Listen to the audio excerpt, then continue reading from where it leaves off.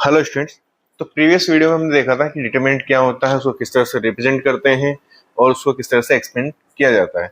आज की इस वीडियो में हम बात करेंगे उसी डिटरमिनेंट की प्रॉपर्टीज के बारे में।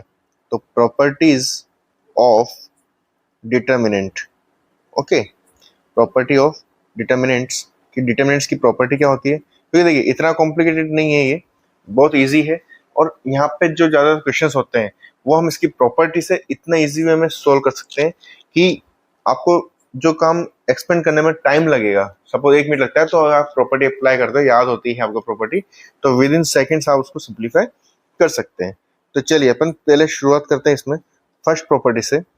फर्स्ट प्रॉपर्टी होती है कि यदि आप किसी भी डिटरमिनेंट के रो को कॉलम से या कॉलम को रो से इंटरचेंज करते हो तो उसकी वैल्यू में कोई चेंजेस नहीं आता है। ठीक है ना, वैल्यू में उसमें कोई चेंजेस नहीं आता है। जैसे देखिए, अगर आप यहाँ पे A B C D E F G H I ये डिटरमिनेंट की वैल्यू निकालोगे, या फिर ए बी सी, ठीक है, D E F G H आई, इस डिटरमिनेंट की वैल्यू निकालो, तो दोनों डिटरमिनेंट्स की वैल्यू आपकी ऑलवेज सेम आएगी। ठीक है ना। सेकंड प्रॉपर्टी आती है इसकी कि किसी भी रो या कॉलम को आप यदि शिफ्ट करते हो, ठीक है ना, जैसे आपने R1 को R2 से और R2 को R1 से शिफ्ट किया है। यहाँ पे तो हमने बात की थी रो को कॉलम से और कॉलम को रो से इंटरचेंज कर दिया है, ठीक है ना, तो वैल्यू में कोई चेंजेस नहीं आया है। सेकंड प्रॉपर्टी में हम बात कर रहे हैं कि यदि आप किसी भी, सपोज ये A1 A2 A3 B1 B2 B3 C1 C2 C3 है, ठीक है ना, यदि आप इसमें रो 1 और रो 2 को इंटरचेंज करते हो तो हमारे डिटरमिनेंट की वैल्यू क्या हो जाएगी, नेगेटिव हो जाएगी। जैसे हमने यहाँ पे क्या करा, रो 1 को रो 2 से और रो 2 को रो 1 से, ठीक है ना, तो B1 B2 B3 A1 A2 A3 C1 C2 और C3, ठीक है ना। तो यहाँ पे जब हम वीडियो जो यहाँ पे चेंज कर रहे हैं तो हमारे यहाँ पे क्या होगा, नेगेटिव साइन आ जाएगा। ठीक है, यदि इसकी वैल्यू डेल्टा है तो इसकी वैल्यू माइनस ऑफ डेल्टा हो जाएगी। यदि आप इसको वापस इंटरचेंज कर रहे तो वापस से नेगेटिव हो जाएगा। सपोज आपने इसको वापस से, इसी की बात करें, अगर आपने इसको वापस से इंटरचेंज कर दिया, आपने बोल दिया कि भाई R2 को R3 से इंटरचेंज करना है, तो R1 में तो कोई चेंजेस नहीं होगा, तो ये तो इजी चीज रहेगा। इसमें चेंजेस जाएगा C1 C2 C3 A1 A2 A3। अब बाय डिफॉल्ट एक माइनस था, लेकिन जब आपने इंटरचेंज किया तो वापस माइनस आ गया, तो ये आपका हो जाएगा पॉजिटिव। ठीक है ना, तो इसकी वैल्यू वापस आपको क्या मिल जाएगी, डेल्टा के बराबर हो जाएगी। ठीक है, तो ये आपकी सेकंड प्रॉपर्टी है कि आप रो 1 और रो 2 को इंटरचेंज करते हो तो आपका जो डेल्टा है वो नेगेटिव डेल्टा में कन्वर्ट हो जाएगा, यानी डिटरमिनेंट की वैल्यू आपकी नेगेटिव हो जाएगी। ठीक है, थर्ड प्रॉपर्टी की हम बात करेंगे इसमें। थर्ड प्रॉपर्टी बोलती है कि यदि कोई भी दो रो या कोई भी दो कॉलम सिमिलर होते हैं, ठीक है ना, यदि उनकी वैल्यू सेम है, इनके एलिमेंट की वैल्यू सेम है, तो उसकी वैल्यू जो होगी वो जीरो होगी। सपोज मान लीजिए ABC PQR अगेन ABC, तो आप देखिए यहाँ पे रो 1 और रो 3 की वैल्यू सेम है, तो हम यहाँ पे क्या बोलेंगे कि इसके जो वैल्यू आएगी डिटरमिनेंट की वो जीरो होगी।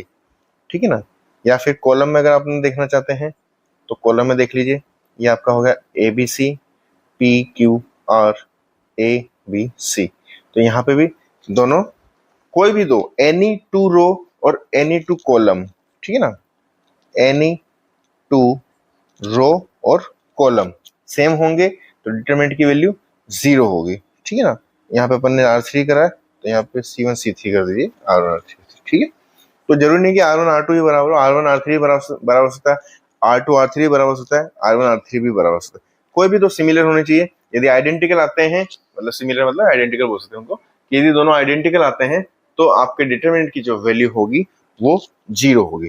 ठीक है, चलिए नेक्स्ट प्रॉपर्टी पे आते हैं।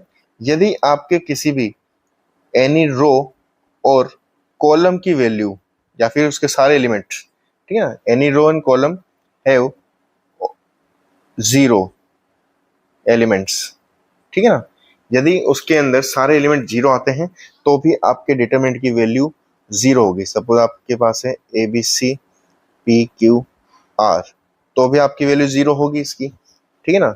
या फिर यदि आपके पास इस तरह से आ रहे हैं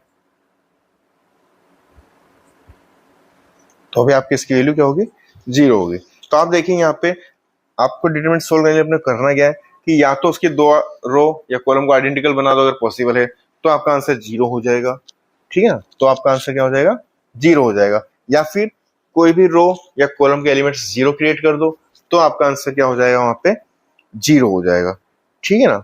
सबसे बढ़िया बात नेक्स्ट आता है अपने पास, यदि हम बात करते हैं कि देखिए यदि आपने बोला कि किसी भी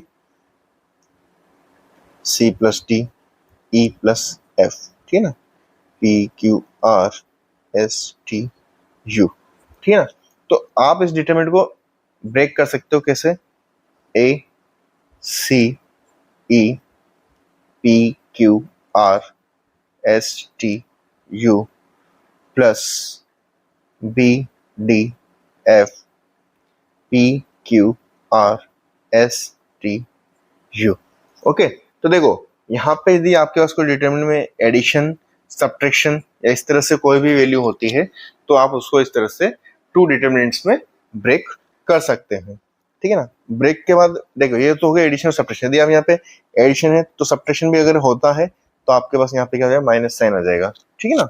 तो कोई दिक्कत नहीं है, एडिशन है तो प्लस का साइन, सब्ट्रैक्शन है तो माइनस का साइन आ जाएगा।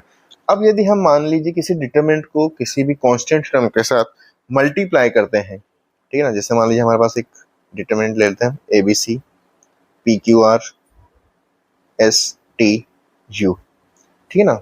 ये हमारे पास क्या हो गया, डेल्टा की वैल्यू आ गई। अब यदि मैं यहाँ से इसको सपोज के साथ मल्टीप्लाई करता हूँ तो अब आप इस के को फर्स्ट रो के साथ ही मल्टीप्लाई कर सकते हो, फर्स्ट कॉलम के साथ ही मल्टीप्लाई कर सकते हो, सेकंड रो थर्ड रो किसी भी एनी वन रो या एनी वन कॉलम के साथ मल्टीप्लाई होगा, ठीक है ना। यदि हम इसको ऐसा लिख दें के ए के बी के सी, बाकी में कोई चेंजेस नहीं होगा, ठीक है ना। या फिर आप इसको ऐसा लिख सकते हो ए बी सी यहीं पर ही है, के पी के क्यू के आर एस टी यू, इसमें कोई चेंजेस नहीं होगा, दोनों की वैल्यू सेम आएगी। मतलब ये है कि यदि हमारे पास डिटरमिनेंट में कोई भी एक कांस्टेंट के साथ मल्टीप्लाई करता है तो ओनली पर्टिकुलर रो या कॉलम को ही हम मल्टीप्लाई कर सकते हैं, सभी एलिमेंट्स को उससे मल्टीप्लाई नहीं करना है। या फिर आप इसको ऐसे भी समझ सकते हो कि जैसे मान लीजिए हमारे पास यहाँ पे लिखा हुआ है के ए के बी के C P Q P R P T, ठीक है ना, A B A C A D. तो आप यहाँ पे बोल सकते हो कि फर्स्ट रो में से हमने क्या कॉमन ले लिया के, सेकंड रो में से क्या कॉमन आ गया पी, थर्ड रो में से क्या कॉमन आ गया ए, बचा क्या अंदर A B C Q R T B C D, ठीक है ना। तो हम पर्टिकुलर रो या कॉलम में से ही कॉमन ले सकते हैं या पर्टिकुलर रो या कॉलम के साथ ही हम मल्टीप्लाई कर सकते हैं, ठीक है। ओके चलिए, ठीक है। नेक्स्ट प्रॉपर्टी हमारी आती है इसमें कि यदि हमारे पास कोई डिटरमिनेंट दिया हुआ है आपको, मैं एक जनरल एग्जांपल ले रहा हूँ ABC P Q R S T U, okay, और आपसे बोल दिया जाए कि इसमें आपको समीशन लगाना है, ठीक है ना। तो अब देखिए समीशन लगाने के लिए हमारे पास उसकी वैल्यू होनी चाहिए। जैसे मान लीजिए मैं इसमें थोड़ा सा चेंज करता हूँ ए आर बी आर और सी आर, ठीक है ना, और यहाँ पे एक एलिमेंट को हम चेंज कर लेते हैं के कर लेता हूँ, ठीक है। अब मैं आपसे बोलता हूँ कि मुझे समीशन ऑफ डेल्टा चाहिए जहाँ पे आर की वैल्यू 1 से n तक होगी। तो अब देखिए यहाँ पे अपने पास जो समीशन लगाना है वो किस पॉइंट पे लग रहा है, आर पे लग रहा है। तो हम यहाँ पे जो समीशन लगाएंगे वो ओनली एंड ओनली आर वाली फॉर्म पे ही लगाएंगे, जहाँ पे हमारे पास आर मिलेगा वहां पे ही हम इस पे समीशन अप्लाई करेंगे, सभी पे अप्लाई नहीं करेंगे, ठीक है ना। तो उसी पर्टिकुलर रो में हमने समीशन अप्लाई किया है, ओके, या फिर पर्टिकुलर कॉलम में अप्लाई करेंगे, ठीक। नेक्स्ट आता है हमारे पास डिफरेंशिएशन। यदि मान लीजिए आपके पास कोई वही A1 A2 A3, B2x, B3x, B4x, C1, C2, C3, ठीक है ना, ये दिया हुआ है। या फिर ये सारे एलिमेंट हमारे जो है हम x की फॉर्म में मान लेते हैं, ठीक है ना। यहाँ पे हो गया हमारा A1x, A2x, A3x, C1x, C2x, C3x। तो अब हम यहाँ पे क्या करेंगे कि जब हम इसका डिफरेंशिएशन करेंगे तो हम पर्टिकुलर रो का करेंगे, यानी कि हम इसको ऐसा लिखेंगे कि जब आप इसमें डिफरेंशिएशन कर रहे हो डेल्टा का, तो आप क्या कर रहे हो, पहले आपने रो 1 का डिफरेंशिएशन कर दिया, ठीक है ना, और रो 2 और रो 3 को बिल्कुल भी टच नहीं करा। फिर हम क्या करेंगे कि रो 1 को हमने बिल्कुल टच नहीं करा और रो 2 का आपने डिफरेंशिएशन कर दिया, ठीक है। फिर ऐसे ही नेक्स्ट में प्लस करके हम क्या कर देंगे, R1 और R2 आपने बिल्कुल टच नहीं करा और आपने रो 3 का डिफरेंशिएशन कर दिया है, ठीक है ना। ये हो गया। एक प्रॉपर्टी और है कि यदि आपके पास कोई डिटरमिनेंट इस तरह से आया है कि ABC, PQR एंड LMN, और आपसे बोल दिया कि ये सब AP में है, ठीक है ना, AP मतलब एरिथमेटिक प्रोग्रेशन में है।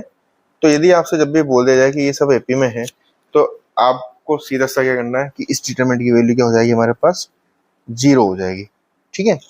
तो इस डिटरमिनेंट की वैल्यू हमारे पास क्या होगी, 0 होगी।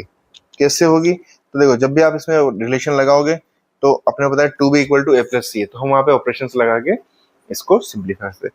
अब इसमें सबसे इंपॉर्टेंट पार्ट जो हम बात करना चाह रहे हैं वो है operation on determinant. Operation on determinant, ये इसका सबसे इंपॉर्टेंट पार्ट है, ठीक है ना। इसको अपन किंग फॉर्मूला भी बोलते हैं, इसको अपन बोलते हैं किंग रूल भी बोलते हैं इसका, है ना, किंग रूल भी हम इसको बोलते हैं। क्यों, क्योंकि हम इसकी हेल्प से कोई भी रो, कोई भी कॉलम या किसी भी एलिमेंट को पर्टिकुलर हम उसको सेम बना सकते हैं, सेपरेट कर सकते हैं, एलिमिनेट कर सकते हैं, ठीक है ना। तो जैसे मान लीजिए हम बात करते हैं डेल्टा 1 है, A11, A12, A13, A21, A22, A23, A31, A32, A33।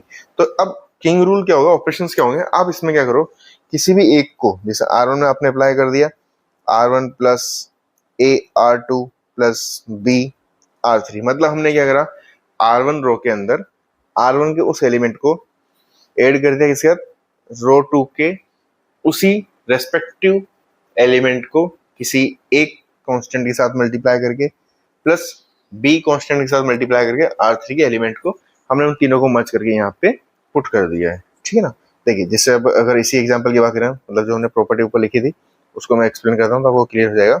हमने यहाँ पे एक प्रॉपर्टी लिखी थी कि ABC, ठीक है ना, PQR, PQR, LMN, हमने बोला था कि तीनों किस में है, AP में है, ठीक है ना, तीनों AP में है, तो इसका आंसर क्या होना चाहिए, 0 होना चाहिए। तो देखो कैसे हो रहा है, मैंने क्या करा अभी, मैं यदि यहाँ पे रो 1 में R1 प्लस R3 कर देता हूँ, ठीक है ना, R1 प्लस R3 कर देता हूँ, तो क्या बन जाएगा मेरे पास determinant, A plus C, P plus R, L plus N, okay, L plus N। बाकी एलिमेंट्स को मैंने कुछ नहीं करा, उसको मैंने एज इट इज छोड़ दिया वहां पे, ठीक है ना।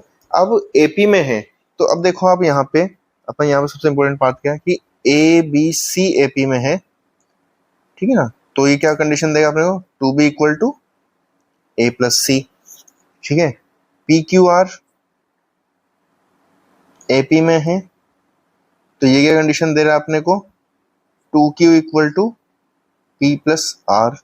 नेक्स्ट LMN AP में है, तो ये क्या कंडीशन देगा, 2m equal to L plus N।